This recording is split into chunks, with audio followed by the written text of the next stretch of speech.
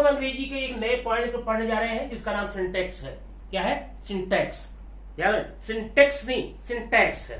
कभी सिंटैक्स सुनते ही आप दिमाग में विचार आ गया वो जो छत पर रखी आती काली काली बड़ी बड़ी टंकी, सिंटैक्स वो नहीं है, ये सिंटैक्स है। ठीक है, ये सिंटैक्स हमारे अंग्रेजी के ग्रामर का एक हिस्सा है।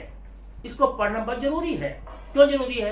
क्यों जरूरी है? इसलिए कि पहले आप इसका मीनिंग देख लीजिए। इसकी मीनिंग होती है वाक्य विचार। वाक्य विचार माने जिस वाक्य को हम लोग बोलते हैं, सुनते हैं, पढ़ते हैं, देखते हैं, उस पर हम विचार करने के लिए ये टॉपिक हमको दिया गया है कि अगर हम इसको पढ़ लेंगे तो किसी वाक्य को बोलने के पहले, लिखने के पहले, समझने के पहले हम विचार करेंगे, तब किसी निष्कर्ष पर जाएंगे। क्योंकि आप जानते हैं ना, बिना विचारे जो करे सो पाछे पछताए। इसलिए पहले भैया आप वाक्य विचार को अच्छे से पढ़ लीजिए, तब जाकर के आगे आपकी सारी यात्रा सफल हो जाएगी। ठीक है, अब वाक्य विचार में आज हम पढ़ने वाले क्या है? वाक्य पर विचार करेंगे। तो वाक्य पर विचार करने के लिए सबसे पहले हमें देखना पड़ेगा। ये देखिए क्या मैंने लिख दिया, ये लिखा एग्रीमेंट। अब बताओ ये एग्रीमेंट यहां कहां आ गया? इंग्लिश ग्रामर में एग्रीमेंट कहां से आ गया? आ गया भाई, आ गया। क्यों आ गया? अब ये एग्रीमेंट दो प्रकार का है, जिसमें से आज हम सिर्फ एक पर चर्चा करेंगे। कौन कौन से दो एग्रीमेंट है? एक तो है सेंटेंस में आए हुए सब्जेक्ट और वर्ब के बीच में, ओके, और एक होता है हेल्पिंग वर्ब और वर्ब के बीच में। तो एक जो सब्जेक्ट और वर्ब जो सेंटेंस में आते हैं, ये अनायास नहीं आ जाते, कूद करके जो चाहे वही आ जाए। इनके बीच एक समझौता है, एक इनके बीच एक एग्रीमेंट है, करारनामा हुआ है। भाई हम जब आएंगे तभी तुम आना, मैं नहीं आऊं तो मत आना। ठीक है, और वही चीज हेल्पिंग वर्ब और वर्ब के बीच में भी आपको देखने को मिलेगा। खैर आज हमारा पॉइंट ये नहीं है, सिर्फ ये है। ये एग्रीमेंट क्या होता है? अब इस एग्रीमेंट में जाने के पहले कुछ थोड़ी सी बातें हम समझ ले। देखिए जितने भी नाउन होते हैं, याद रखना, जितने भी नाउन होते हैं, यहां वर्ब में लिख दिया, ध्यान देना, जितने भी नाउन होते हैं ओरिजिनली सिंगुलर होते हैं, उनका जन्म सिंगुलर के रूप में होता है। जैसे मैंने कहा, आप मैन कह दिया, चॉक कह दिया, डस्टर कह दिया, टेबल कह दिया, ये सारे के सारे सिंगुलर हैं। और जितने भी वर्ब होते हैं originally, go, walk, talk, bless, live, write, ये सारे के सारे ओरिजिनली प्लूरल होते हैं। अब ये देखना, मैंने यहां लिखा है पेन, ठीक है, मैंने यहां लिखा है बॉय, ये नाउन है, और ये कैसे है? सिंगुलर है, इनका नंबर क्या है? सिंगुलर है। लेकिन मैंने यहां लिख दिया है गो, मैंने लिख दिया है सी, ये क्या है? प्लूरल है। ये इनका जन्म ऐसे ही हुआ है, इनकी उत्पत्ति, इनका निर्माण, इनका बनावट ऐसे ही पहले इनके वैज्ञानिकों ने, इनके साहित्यकारों ने ऐसे बनाया होगा और इनको ऐसे बनाया होगा। अब इसमें अगर हम कुछ करते हैं उसे हम एडिशनल सफिक्स या प्रीफिक्स के रूप में मान सकते हैं। अभी गो में हम ईएस कर सकते हैं, गोइंग कर सकते हैं, गॉन कर सकते हैं, कुछ कर सकते हैं ना, हमने ऐड किया वहां पे। और मूल रूप इनका यही है, इसको कहते हैं रूट वर्ड। क्या कहते हैं? Root word. ये रूट वर्ड है, ये रूट वर्ड है। अब ये देखना, ये जो नाउन रूट वर्ड है ये सिंगुलर है। इसको आप अगर प्लूरल बनाना चाहेंगे तो इसका वीडियो आपको लिंक मैंने के दिया गया, देख सकते हैं कि इसमें कुछ नियम होते हैं। अब कहीं पर यस ऐड कर लेते हैं, कहीं पर ईएस ऐड कर लेते हैं, कहीं कुछ और नियम है, IES है, VES है। खैर सिंपल हम यस या यस बात करते हैं। अगर हमें इसे प्लूरल बनाना है तो इसमें एस या ES जोड़ना पड़ेगा। इसका मतलब ये हुआ कि अगर नाउन में आपने यस या ES ऐड कर दिया है तो वो नाउन प्लूरल बन जाएगा, ध्यान देना। या आप यूं कहिए, नाउन को अगर प्लूरल बनाना हो तो यस या ES ऐड करेंगे, या नाउन में यस या ES ऐड करेंगे, प्लूरल बन जाएगा। लेकिन इसके उलट यहां पर है, किसी वर्ब को अगर आप, ये प्लूरल है, अगर इसे आपको प्लूरल में, सिंगुलर में ले जाना है तो इसमें आपको यस या ES ऐड करना पड़ेगा। उल्टा है ना, नाउन में जब यस या ईएस ऐड करेंगे तो सिंगुलर प्लूरल हो जाएगा, जबकि जब वर्ब में यस या ईएस करेंगे तो वो सिंगुलर हो जाएगा। अब आप इस बात समझ गए। आइए हम एग्रीमेंट की बात करते हैं।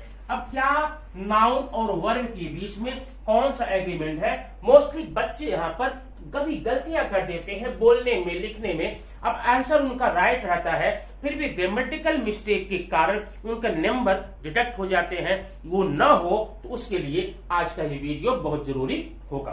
ठीक, तो इसका एग्रीमेंट है एस एस पी पी। अब ये यस यस पी पी क्या है भाई? यस यस पी पी ये है, अगर सब्जेक्ट सिंगुलर है तो वर्ब भी सिंगुलर ही लगाना पड़ेगा, और अगर सब्जेक्ट प्लूरल है तो वर्ब भी प्लूरल ही आएगा। यही नियम कहता है। एग्रीमेंट आज का हमें यही बताता है कि अगर हमारे सेंटेंस में सब्जेक्ट सिंगुलर है तो वर्ब भी सिंगुलर रखिए, और अगर सब्जेक्ट प्लूरल है तो वर्ब भी प्लूरल रखिए। अगर ऐसा करते हैं, ऐसा सेंटेंस बोलते हैं, लिखते हैं तो राइट है, अदरवाइज रॉन्ग है। ये देखिए, देखिए मैंने लिखा यहां पर सीमा कॉल मी। अब ये देखना, ये सीमा सिंगुलर है, सब्जेक्ट सिंगुलर है, और कॉल जो है ये प्लूरल है। इसको भी आपको सिंगुलर बनाना पड़ेगा, आपको यहां पर यू करना पड़ेगा। अभी ये आपका आंसर करेक्ट हो गया, 100% राइट हो गया। सीमा कॉल्स मी, ठीक है। लेकिन अगर मैं यहां करूं, यहां देखिए बॉयज गो टू स्कूल, ये देखिए मैंने यहां लिखा, बॉयज गो टू स्कूल। अब ये सब्जेक्ट बॉयज है, ये प्लूरल दिख रहा है आपको क्योंकि यस या यस लगा हुआ है, लेकिन यहां पर वर्ब जो है फर्स्ट फॉर्म में है, ये ऑलरेडी प्लूरल है। तो जब सब्जेक्ट प्लूरल हुआ तो वर्ब भी प्लूरल हुआ, सब्जेक्ट सिंगुलर है तो वर्ब भी सिंगुलर होगा। तो ये वाक्य विचार का नियम नंबर 1 हमने पढ़ा। याद आप इसको यूं रखेंगे, S S P P. S S means subject singular तो वर्ब भी सिंगुलर, और सब्जेक्ट प्लूरल तो वर्ब भी प्लूरल। सिंपल, ठीक है।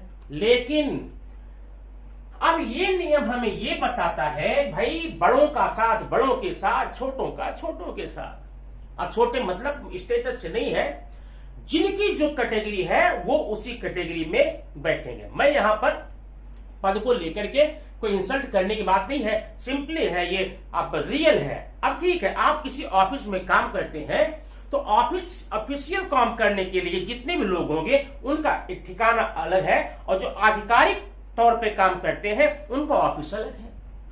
अब ये तो अपमान तो हुआ नहीं, मतलब ऑफिस में सिर्फ वही बैठेंगे जो ऑफिसर रैंक के हैं, और बाकी जो वर्क हाउस वहां पर है वहां पर सारे लोग बैठेंगे। तो बड़ों के साथ बड़े जुटेंगे, छोटों के साथ में छोटे जुड़ेंगे। माने जिनका जो पद है वो अपने उसी पद के अनुरूप वहां पर जाएंगे ना। राजाओं का रिश्ता राजाओं के साथ, प्रजा का रिश्ता प्रजा के साथ, ये तो नियम है, जानते हैं आप ना, सुना होगा आपने, नहीं सुना है? फिर भी मान लीजिए आपने सुना है।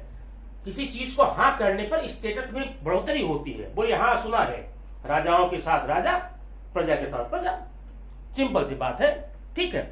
लेकिन एक बात और है, बात ये और है कि जो भी नियम है, मानव निर्मित जितने भी नियम हैं, जहां नियम बना उस नियम का उल्लंघन करने के लिए एक नियम आ जाता है, और उस नियम को कहते हैं अपवाद, एक्सेप्शन। तो अभी तक हमने यहां पढ़ाया कि सिंगुलर सब्जेक्ट तो सिंगुलर वर्ब, प्लूरल सब्जेक्ट तो प्लूरल वर्ब, लेकिन इसी नियम का उल्लंघन हम आप बताएंगे कुछ अलग अलग पॉइंट में। अब वो उल्लंघन देखिए, हम यहाँ क्या पढ़ने जा रहे हैं? एग्रीमेंट, सब्जेक्ट वर्ब एग्रीमेंट के अपवाद, एक्सेप्शन। ये देखिए मैंने लिखा अपवाद, अपवाद नंबर 1। अब एक क्या है देखिए, एक है नीड, ये देखिए नीड एक वर्ब है, ठीक है। अभी मैंने यहां लिखा she does not need anything. ध्यान देना, ये दोनों स्ट्रक्चर आपको काम आएगा। She does not need anything.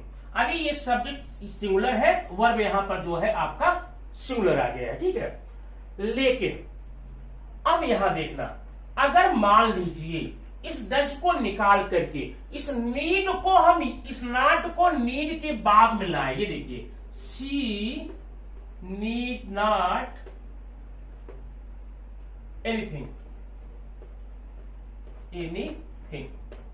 अब इसमें क्या हो गया, इसमें ये हो गया कि अगर नॉट को नीड के पहले लेंगे तब तो आपको पहले का नियम अप्लाई होगा S for S, T for T. लेकिन अगर यहां पर नॉट को नीड के बाद लेते हैं, अब देखना सब्जेक्ट सिंगुलर है लेकिन ये तो प्लूरल है, यहां पर नियम एसपी हो गया, सिंगुलर सब्जेक्ट प्लूरल वर्ब। लेकिन ऐसा नीड के साथ हो रहा है, और कब हो रहा है, जब नॉट को आप नीड के बाद लिखते हैं। एक अपवाद आप ध्यान, दोनों सेंटेंस राइट है, अब चाहे आप इसको लिखें चाहे इसको लिखें, बस अंतर क्या है, जब नॉट को नीड के पहले लगाएंगे तब आपको यहां पर सिंगुलर हेल्पिंग वर्ब लाना पड़ेगा, इस प्रकार लिखेंगे। और जब इसी नॉट को नीड के बाद ले जाएंगे तब आपको नीड, अब चाहे यहां मैं प्लूरल कर दूं तब भी नीड होगा, और सिंगुलर है तो भी नीड होगा। तो एक तो चीज ये हो गई, पक्का समझ में आया ना। दूसरा अपवाद देखेंगे, ध्यान रखना इन अपवादों पर, नहीं तो मोस्टली गलत हो जाता है, या कोई सही कभी बोलता है तो आप अंगुली उठा के खड़े हो जाएंगे, भाई ये तो गलत हो बोल रहे हो। अब देखिए अपवाद नंबर 2, जहां पर कोरी कल्पना हो, ये कोरी कल्पना क्या होता है, अनरियल कंडीशन, अनरियल कंडीशन माने ऐसी कंडीशन जो सच न हो, सिर्फ कल्पना हो, वहां पर भी हम एग्रीमेंट का विचार नहीं करेंगे। ये देखना चाहिए, if I were a king, अगर मैं राजा होता हूं, नहीं राजा हूं नहीं, और आज तो कोई भी राजा नहीं है, यहाँ पर नाम तो है कुछ लोग राजा, राजा नहीं है। If I were a king, अगर मैं एक राजा होता।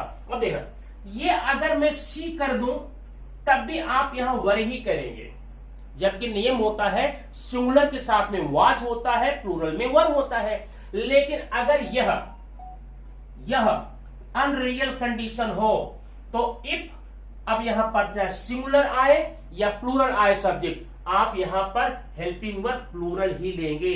इफ सी वेयर, जबकि सी के साथ वाज लगना चाहिए था ना, लेकिन यहां पर सी के साथ वाज नहीं लगेगा, बल्कि सी के साथ में वर लगेगा, क्योंकि यह एक अनरियल कंडीशन है। तो अब ये अनरियल कंडीशन के बाद में जरा हम आगे देखते हैं क्या। ये आपने देखा अपवाद नंबर 2, जहां पर अनरियल कंडीशन होगा, कोरी कल्पना होगी, वहां पर हम एग्रीमेंट को नहीं मानेंगे, S for S, P for P नहीं होगा, वहां हमेशा एसपी होगा या तो पीपी होगा, एस के साथ में पी और पी के साथ में पी, ठीक है। अब आगे की क्या बात होगी, अपवाद नंबर 3 देख लें कि हमको कोई दिक्कत न हो, वो ये है, देखिए 3, अपवाद नंबर 3 है, अगर कहीं आपको आशीर्वाद देना हो, शुभेच्छा देना हो, ग्रीट करना हो, तब वहां पर भी इन नियमों का विचार हम नहीं करेंगे। जैसे ही देखिए, गॉड सेव हर, भगवान उसकी रक्षा करे, ये एक आशीर्वाद है। अब गॉड सिंगुलर है और सेव प्लूरल है, फिर भी सही है। यहां पर कौन सा नियम लग गया, एसपी का लग गया। जब कहीं पर अभिलाषा हो, इच्छा हो, तमन्ना हो, वहां पर क्या करेंगे, ये देखो एक मिनट, अगर यही सेव और कहीं आएगा ना, तब आप वहां यस यस का नियम, पीपी का नियम लगा। जैसे देखो, सी सेव्स मनी, वह पैसे बचाती है, अब यहां यस यस का नियम है, लेकिन इसी सेव में हमने इस नियम का उल्लंघन किया है। क्यों उल्लंघन किया है, क्योंकि यहां कंडीशन है कि ये सेव क्या है, एक आशीर्वाद है, एक अभिलाषा है, ठीक है। गॉड ब्लेस यू, ईश्वर आपको हेल्प करें, आपको अपना आशीर्वाद दें, भगवान आपके हमेशा साथ में रहे।